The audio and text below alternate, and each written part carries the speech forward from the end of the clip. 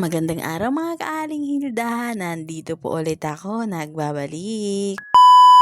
Itong video na to mga kaaling Hilda ay kuha ko pa po ito nang nasa probinsya po ako. Ngayon ko lang po na-upload, medyo nabibisi po kasi ang Aling Hilda. Yan po yung lugar namin mga kaaling Hilda, dyan po ako pinanganak, dyan po ako lumaki, dyan po ako nagkaisip. At dyan ko din po naranasan manirahan ng simple. Marami po akong masasayang memories sa lugar na yan, kaya namimiss ko po talaga yan. Kaya kahit saan man po ako dali ng kapalaran mga kaaling Hilda, babalik at babalikan ko po talaga yung lugar na yan. Itong araw nga po na to mga kaaling Hilda ay pupunta po ako nito ng Tacloban. At ito nga po nagbibiyahe na nga po kami nito papuntang Milyat. Nagpahatid nga lang po ako sa kapatid ko. Ito si Kulot sumama pa nga po sa paghahatid. Pwede naman din po kaming dumaan by land mga kaaling Hilda, yung maghahabal po kami. Kaso mas gusto ko po yung ganito, yung sa dagat po kami dadaan kasi mas mabilis kaysa yung tinatawag ko po na bilya mga kaaling Hilda. Ayan po ang pinakabayan namin. Dito po namimili yung mga taga sa amin. Kumbaga dito po yung sentro ng Kalakhalan. Kasi yung lugar po namin, yung tinitirahan namin mga kaaling Hilda,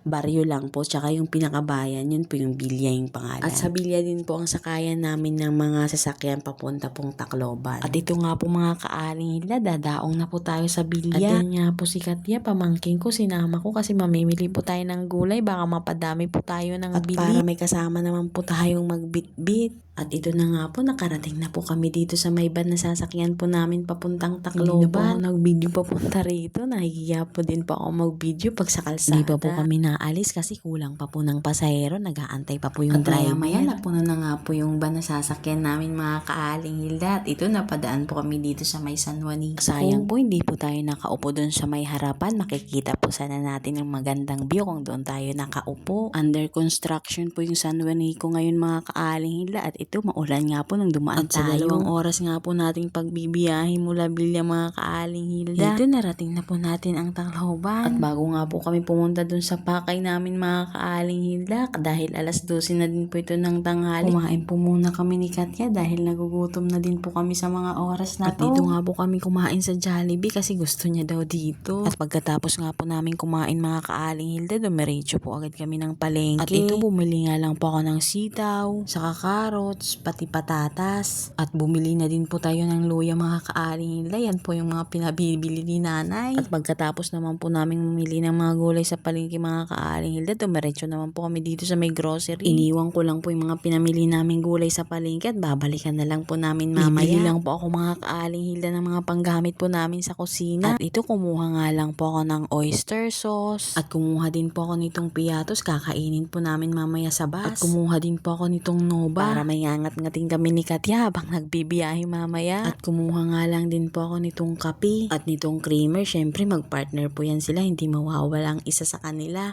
At kumuha naman po ako nitong Bear Brand. At kumuha naman po ako ng sabong pangpaligo. Itong Safeguard po yung kinuha ko mga kaaling Hilda. At kumuha din po ako ng panlaba mga kaaling Hilda. Ito nga pong Tidang kinuha ko. At kumuha din po ako nitong powder na surf. At kumuha din po ako ng 2 tissue. Nagpapabili si Ivy. At kumuha na din po ako nitong cream silk mga kaaling Hilda. Ito po yung ginagamit ko. Pagkatapos nga po natin kunin mga kailangan natin mga kaaling Hilda, at ito magbabayad na po tayo. Dito na lang po mga kaaling Hilda. Marami pong salamat sa panonood ng mini vlog ko. Maraming salamat po sa inyo. Hanggang dito na lang po. Bye-bye po!